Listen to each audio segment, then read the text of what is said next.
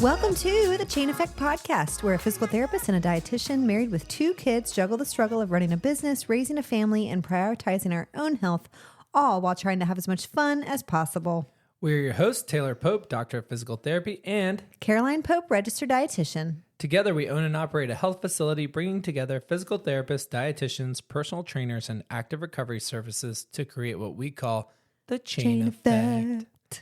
Today we're going to talk about the perils of sitting at your desk all day and what you can do about it.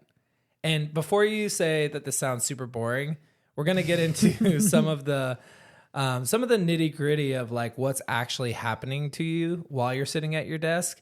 And then some really good tips that if you incorporate in your day, you can make a really significant difference. So some of it seems basic, but you've got the insider knowledge from a physical therapist and a dietitian, and we're going to break it into topics and then what you can do, some helpful tips. We're going to get into the nitty gritty. So first off, we're going to talk about things from a musculoskeletal point of view. Yeah, so, what's going on with the body? Yeah, so when you are in a seated position, you can think of yourself as basically in a C or a G shape, right?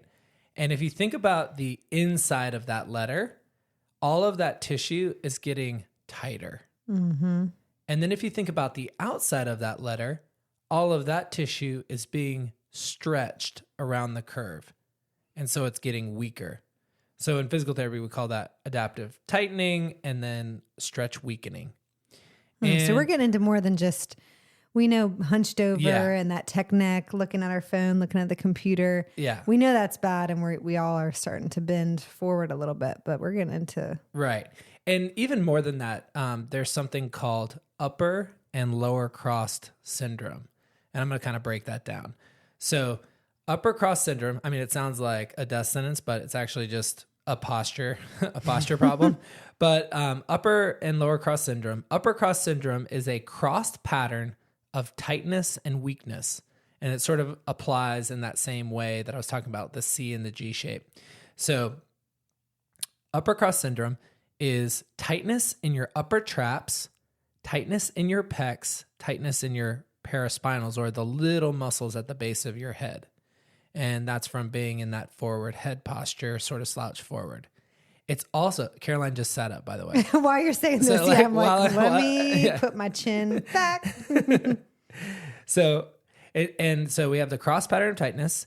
That's, pecs, upper trap, and paraspinals, suboccipitals. And then we have stretch weakening or weakness in your deep neck flexors and your mid-back muscles. And so those muscles are being stretched around the curve, or scapular stabilizers. And now I'm moving my shoulders back. Yeah, exactly. And so that leads into lower cross syndrome, which is another cross pattern of weakness. And that is weakness in your glutes and your core, and tightness in your erectors, which is like the low back muscles, and your hip flexors and quads.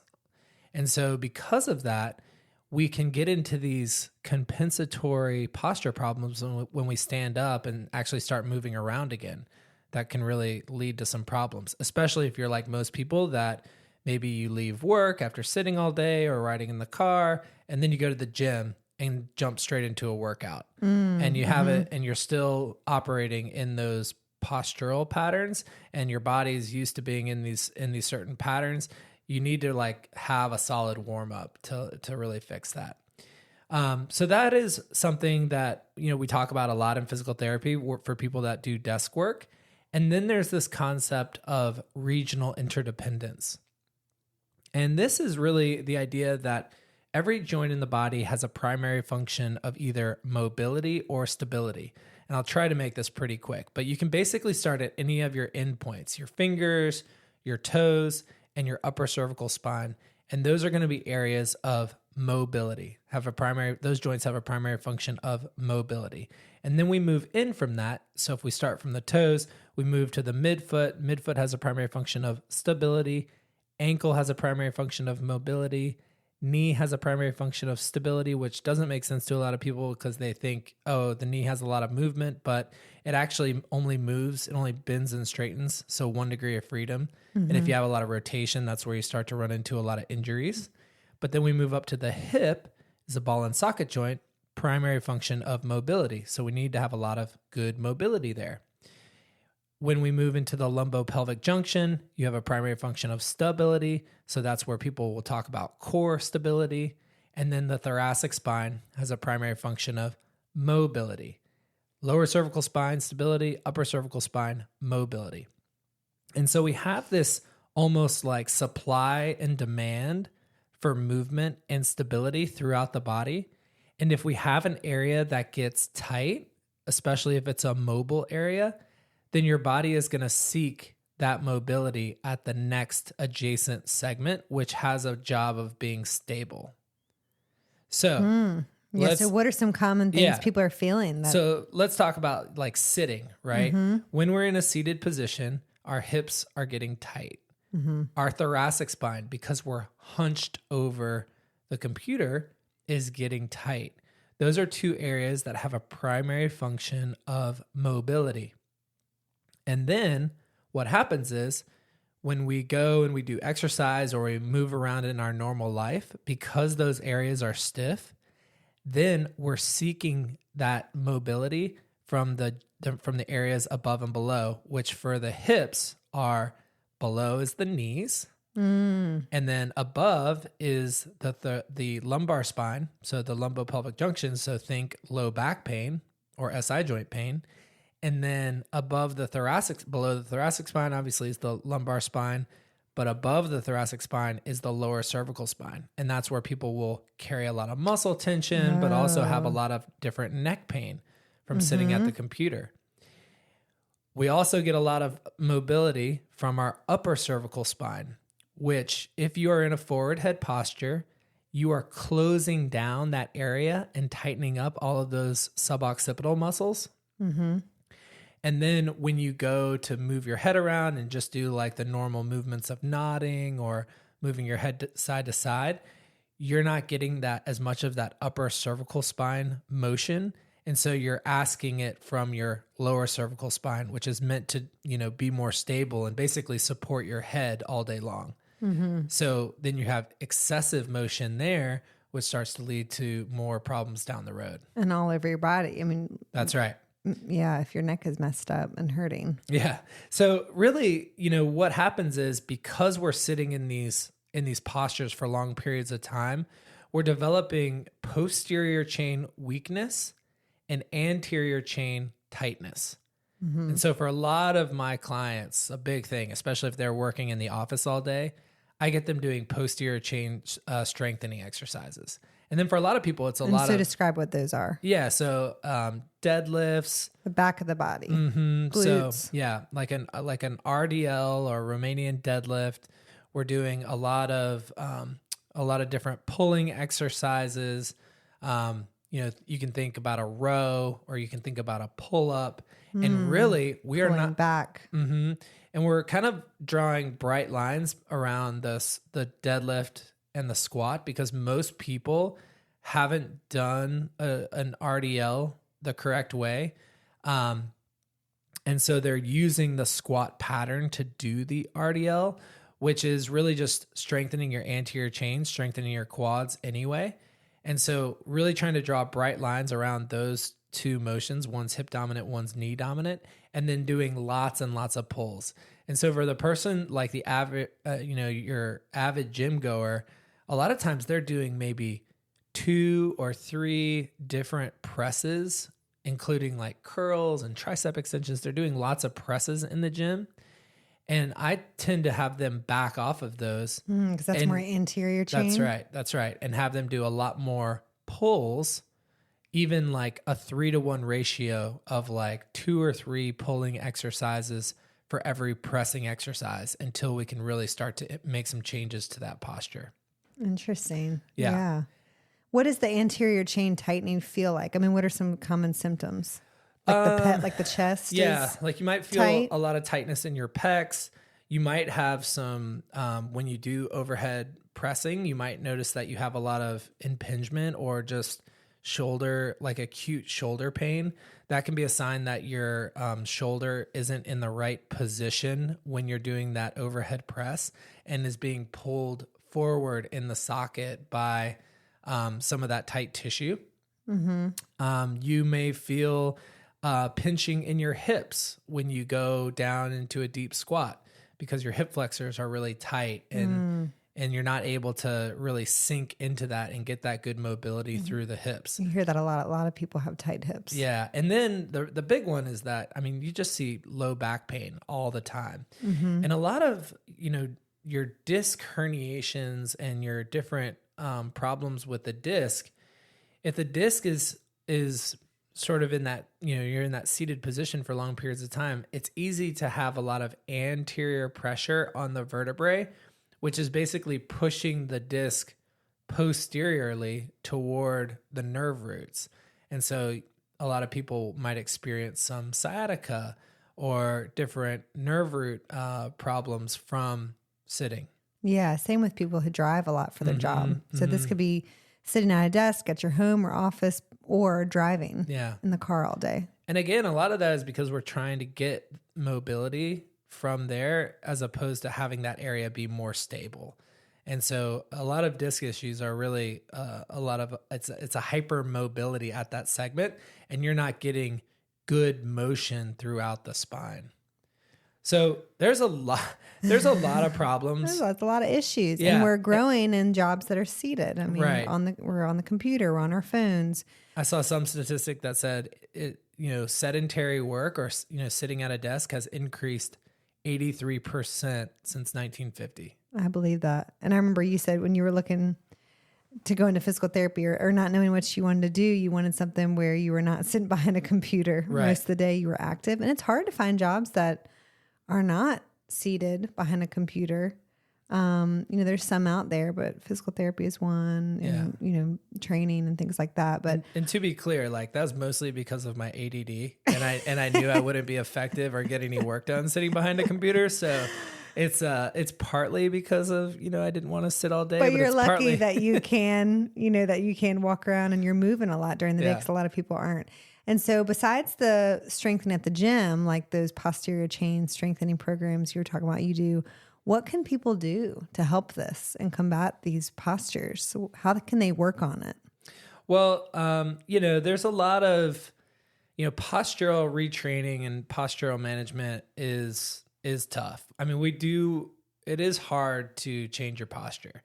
It takes a long time of dedicated weight training and really sort of building up some muscle. But honestly, you need to lift heavy. You need to lift heavy in those patterns because there's a lot of forces pulling us forward all day long. And you need to also just think about how much you're sitting in a given day, because a lot of people, well, let's be honest, a lot of people sleep sort of in a fetal position. So sort of, knees up, Similar. Sort of curled up.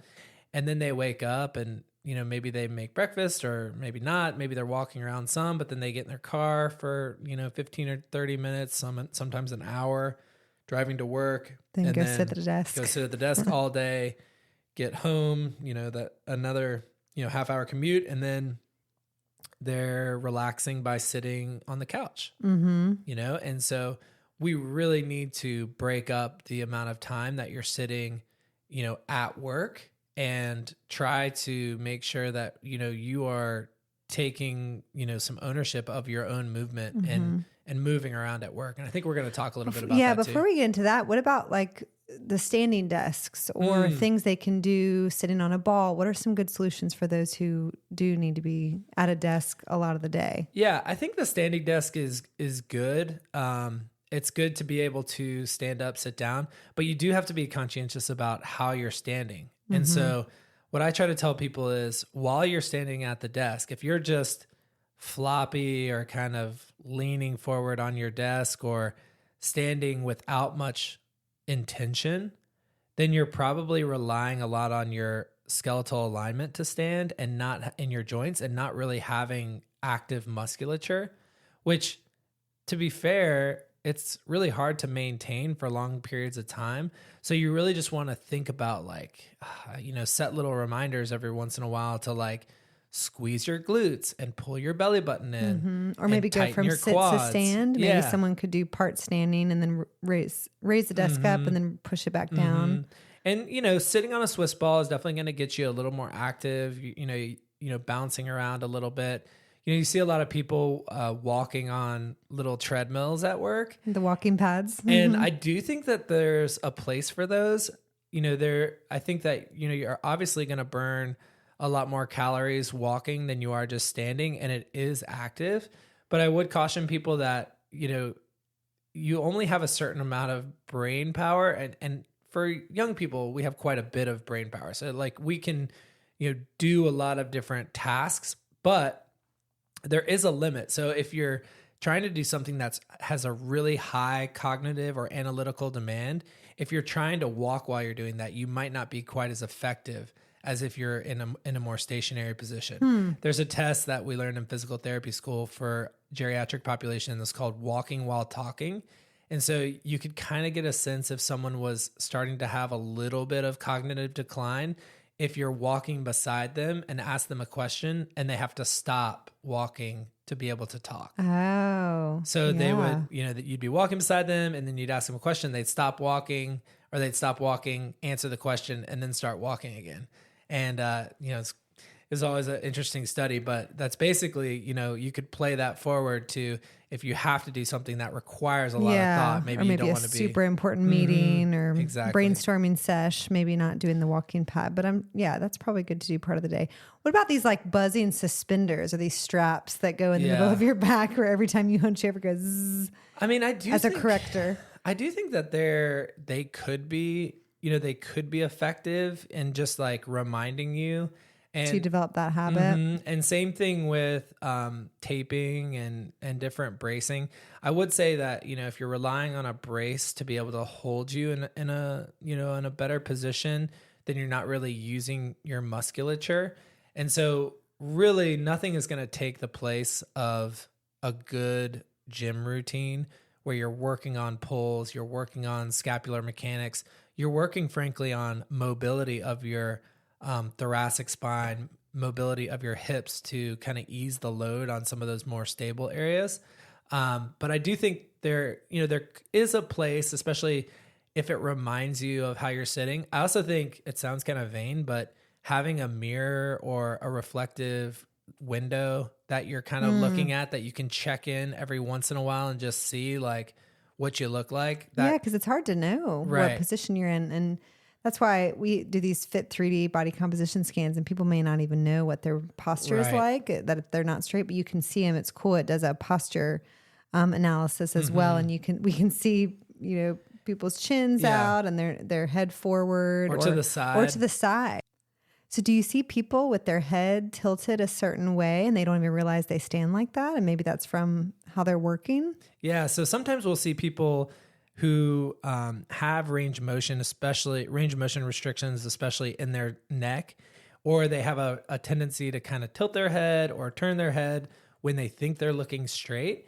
And sometimes we can correlate that to the fact that they have maybe two monitors, or they have, like a stack of papers that they're always looking at off to one side. Yeah. And so they're constantly like turning just to this one side. Sometimes we'll even see, I'll ask people if their TV is positioned in a place that's kind of off to one side, or they sit a certain way where they're always looking off to that one side. And sometimes we can, draw some parallels there.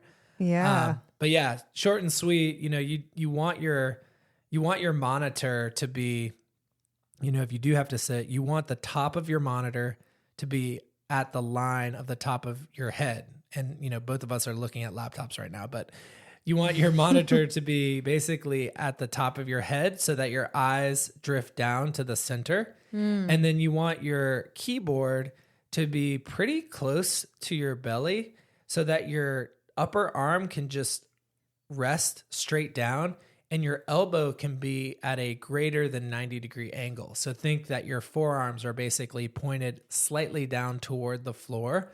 So you have a greater than 90-degree angle at your elbow. And that's going to allow your shoulders to relax as you're sitting in that position and have a more upright posture. There's other things that you can do too. Like you can have like a little board, like a slant board that you can put your feet on, which you can use to kind of push your upper body up into a little bit better position. And sometimes those will have a little bit of mobility, so you can kind of like rock your ankles as you're, sitting at your desk. Yeah, that could be helpful. And, it's not gonna move like the needle a ton if you're just trying to do that instead of exercising. But all of those little things do add up to increased caloric activity and can also help you. If you're in that posture longer, then your muscles are working to maintain it. And that's the idea, is that like it just takes work to have good posture. And so you really can't be resting, or else gravity is working on you and pulling you forward. So. Yeah. So that brings us to the importance of moving regularly, maybe hourly, or if you're sitting all day. So strength training outside of office hours is super important when you're not working or in the middle of the day, taking that strength training time or that workout time. But really the physical benefits of moving regularly. I mean, we have this thing called, there's lots of different things that burn calories with our body. So one being how much muscle mass we have, our hormones, our planned exercise, the thermic effect of food. So that's like how many calories our body burns while digesting and breaking down certain foods, especially fiber and protein are higher.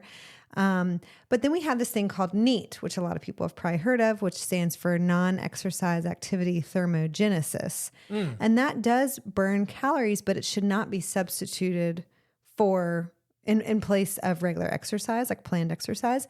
But it can account for around 15 to 30% of your daily caloric expenditure. And it can really help people with weight loss goals or having trouble losing weight. It can help them maintain the weight loss or help them lose weight if you are actively working on these NEAT things during your day. So this non-exercise activity thermogenesis. What are some examples of that?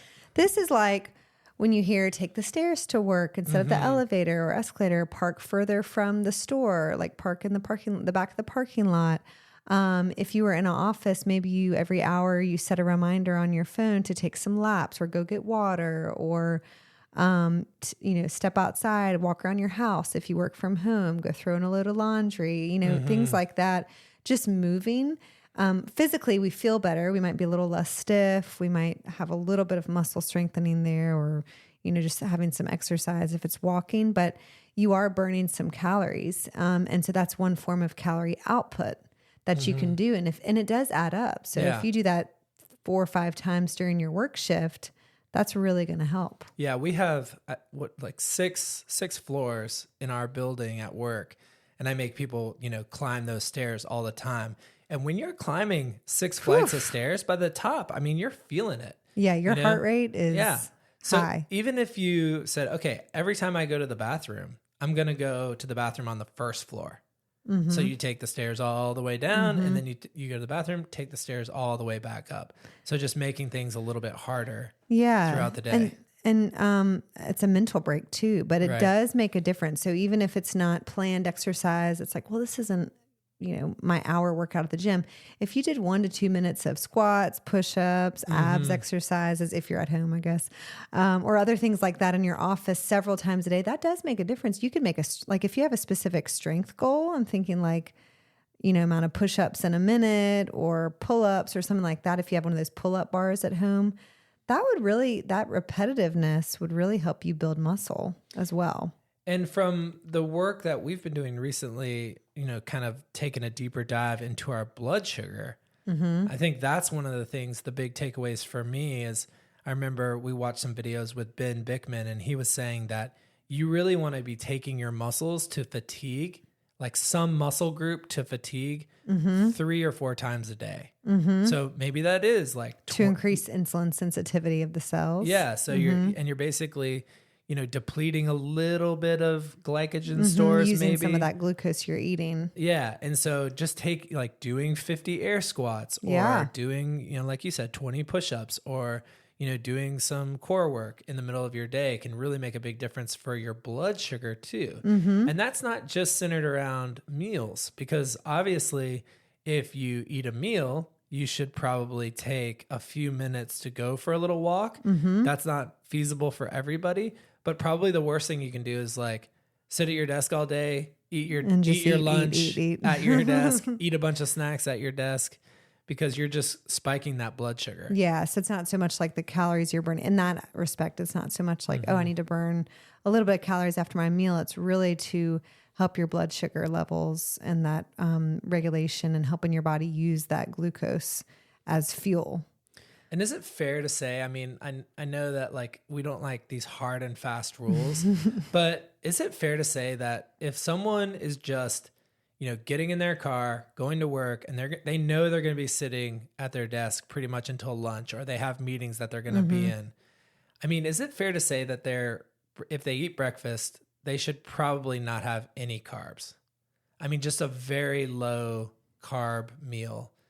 Because it'll spike their blood sugar. Yeah, it's going to spike as active. Yeah, and they're just going to be sitting there. I agree to a certain extent. I mean, my one argument would be carbs do give us our brain fuel. So if you have any brain fog, that's something to monitor. Like I feel great after, maybe just eggs and avocado or something. I don't really need carb in the morning, I find. But if you're feeling like, you're doing something intense at work and you don't have the brain power in the morning, you usually have more energy in the morning, so that might be fine. But if you are really feeling sluggish, or you can't think as well, you're having some brain fog, that might be where you add some fruit, or like a whole food source of carbohydrates that has fiber, because that'll blunt the spike too. But yeah, I mean, kind of. If you're not going to be active at all and you're sitting, then it might be sufficient to not have carbs. And also steps, are typically overestimated in quantity. Like how many? We usually think we're getting way more steps. I remember at my previous job when I did wear the Fitbit when they first came out, and there was a huge craze about it. And it would take me so much to get to that 10,000 step goal. I was so upset. Like I thought I was walking way more, because I would walk up and down the halls, getting patients, walking around the office, talking to the nurses, things like that.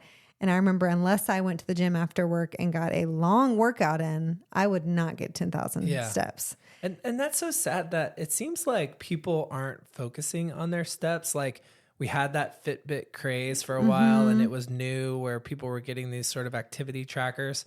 And I think people still, kind of look at it in a way. And, if you're a fitness junkie, of course you're looking at it. But the average person, that can just make such a difference if you set that goal and you just do whatever it takes to get to that goal. Yeah, it's underestimated in importance. Yeah. And we often think we're getting way more steps. So if you're sedentary and you're sitting all day in your job, that is, extra important to break it up, get some steps in, get some walk after lunch, or midday, maybe in the afternoon when there's a slump, an energy slump, getting a walk in.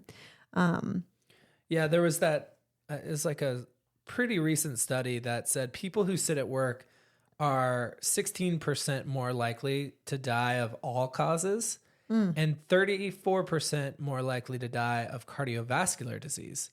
So in that same study, pretty much said, if you sit at work all day, you need 15 to 30 minutes more exercise than the person who is just sort of walking around non-sedentary every day. So, I mean, it is just so much more important. It's so important for you to make sure that you're doing exercise every day if you're sitting at a desk. Yeah, at least more steps, more walking. I mean, some other benefits of walking or getting outside, taking breaks is fresh air, vitamin D. We know most people are low. I'd say a big majority depend on where you're living and how much sunlight you get, but are low in vitamin D.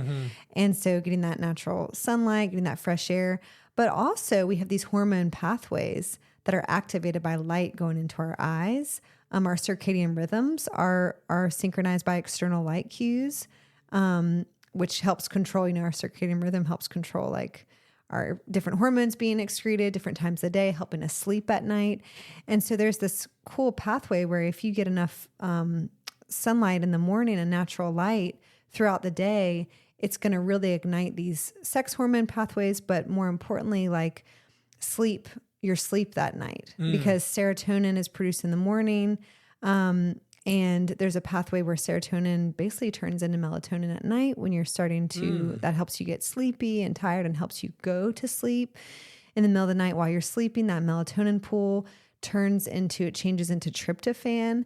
And that tryptophan is what is turned into serotonin in the morning. Oh, wow. And that's our happy hormone. Yeah. So that gives us energy in the morning. So if we're not sleeping as well, then that's why we don't have as much energy the next day. But sunlight helps that pathway. Right. So, getting that sunlight like first thing in the morning is pretty critical. Yeah. Right? If you can take like a walk first thing in the morning, but also sunlight when it's, midday when the sun is strongest, those rays help ignite those pathways as well. Mm-hmm. And so hormonal regulation is regulated by those light cues going into your eyes. So that influences our sleep-wake cycles, our mood, how we feel. We get increased energy when we're moving, when we're walking or doing even if we did squats and push-ups and things like that in the middle of the day, we feel better. And with that is less likely to lead to emotional eating. So if we're feeling better, we may be less stressed. There's a big link there that I see, like you may not be going towards the cabinets all day. If you're at home or in the office, you may not be going to the break room as much to get snacks and have that emotional boredom, stress eating that we do a lot, especially sitting at a desk. If you are feeling better. So walks and getting some exercise helps you, you feel better and leads to less impulse eating. I think people too are starting to, in that stiffness, feeling better in your body. I think people are starting to, value the connection of the neuromuscular system a lot more, where, your central nervous system and your peripheral nervous system just needs to be sort of woken up on a regular basis for you to feel good in your body. And the more sedentary you are, the more that nothing is being turned on and turned off. And so then you get up and you just feel like, I know the days that if we go for a drive, we drive to the beach or something like that. On those days, I get out of the car and I just feel so stiff for that day into that night. And it's not until like I get a good workout that I start to really feel good in my body again. Wake up your body a little bit. Wake up that nervous system. Yeah. So it just helps you feel better, helps you get through the day. Walking meetings have been shown, you've seen this in some studies as well too, and have incorporated this in our business. Tell us about walking meetings, how that helps. So, walking meetings, obviously you're in person. Yeah. In person walking meetings. Well, I tell people too, if you're on Zoom all day long, if you know that a meeting, you're not going to really have to take notes or you're doing like more of a brainstorming session, like, turning the camera off and like going for a walking meeting outside, you're going to have a lot more stimulation, especially if you do that like after lunch when you tend to be a little bit groggy, getting out, getting some steps in, you're going to be more alert. You're getting that fresh air. All of your senses are woken up, but also walking meetings in person. There's interesting studies about how it improves power dynamics in business relationships. So if you're the manager and you're with an employee and you really want to have a great conversation where, no one is feeling threatened, walking side by side. You're at the same level. Exactly. Improves a lot of those hierarchies. And even to the fact that like, we don't really think about this all the time, but if someone comes into your office for a meeting, you have home field advantage in that office. And so that automatically like tips the competitive balance in your favor and tips that power dynamic into your favor.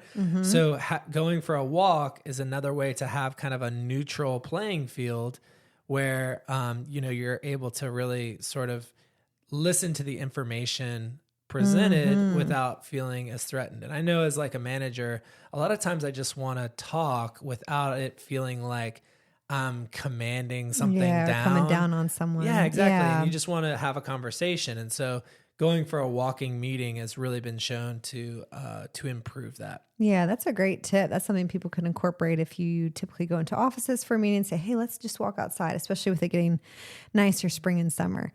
Another risk of sedentary jobs or people sitting at their desks all day I see is it can decrease hydration for a lot of people, how much water they're drinking, because you'd think you'd want to get up more and get more water just for something to do, like to move your body. But a lot of us get in that laptop space and we just don't take a break, don't think about what our body needs. Don't, some people have the opposite and they don't drink, they don't eat, they don't want to get up to go to the bathroom and pee. And so many people in general are chronically dehydrated. I see most of my patients come in, they are not drinking enough water and don't even realize it. But you really should be going to the bathroom to urinate every 2 to 3 hours if you're hydrated enough. So you can monitor your urine color, make sure it's not dark yellow or straw colored. You want it really light to make sure you're hydrated, but you can also monitor how often you're getting up to go to the bathroom during the day. And if you feel like you're dehydrated, that is something you really want to work on. So maybe some of those breaks is like you're going to refill your water bottle at the office, or you're doing a couple laps. You go to the bathroom, refill your water, then come back. I'm so guilty of that. I'm so guilty of not drinking enough water. Do you go every 2 to 3 hours? I probably do, but you know, but it could be the caffeine from the coffee. Yeah, I'm not crushing water like I need to. I got to work on that. So that's another skill. Definitely make it a habit to get up once hourly to get water or go to the bathroom, along with maybe some of these exercises or a little walk. And then the last thing to really focus on is these breaks for your eyes too. Like this blue light we're getting from the screens all day long. We get from our laptop, our phone, the monitor, PowerPoint presentation up wherever, if you're having meetings. So having some eye breaks, interrupting your concentration and your staring and getting natural light from looking out the windows, going out on the porch. Maybe you take a break. If you're working from home, maybe you work outside part of the day. Right. So you're getting that sunlight, you're getting those rays, you're also getting that fresh air, that vitamin D, but also just getting a little bit of an eye break looking outside. Yeah, you don't blink that much when you're staring at your computer, right? So your eyes are getting all dried out, and the screen is like 3 feet from you at most at any given point. So your focus, you're really just working that sort of near vision all the time. And so, taking a break and like staring off into the distance is really important for, keep maintaining that sort of long vision. So that farsightedness. So, and we know the connection between blue light exposure and sleep, getting to sleep. So it's important, to cut off the blue light exposure closer to bedtime, but also just limit it a little bit, having those breaks, those eye breaks during the day. Maybe stare out into nature or stare out the window, like you said. So the infinite scroll is no good. In bed, no good. You could also investigate amber light glasses to wear if you're on the screen all day sitting, right? Which helps your eyes and help not get as many of that blue light exposure, which can help your sleep. Well, we hope you got some good insights on the perils of sitting at your desk all day and what you can do about it. Some big takeaways are scheduling your workouts, getting those regular strength training sessions in as well, especially hitting the posterior chain is what I heard you say, and doing those exercises. Also, taking those breaks and scheduling it into your calendar. That could be scheduling your lunch, actually blocking your lunch, actually blocking workouts during your day, but also hourly reminders on your phone so that you get up, move in some sort of way. And we talked about all the different benefits that you'd be getting, especially stepping outside and moving your body. And then you talked about, managing that blood sugar throughout the day is super important, making sure that you're not on that blood sugar roller coaster that we, and if you need a reference on that, go back an episode or two to our CGM podcast, where we dug in deep about blood sugar and how to use a CGM to really get an accurate representation of what's going on. But and showing that walk those little steps and the neat exercises makes a huge difference. It is burning calories. It's going to help with weight. It's going to help with your energy. It's going to help with a lot of different things, but it is some calorie input. Or output. So, don't think that it doesn't add up. Yeah.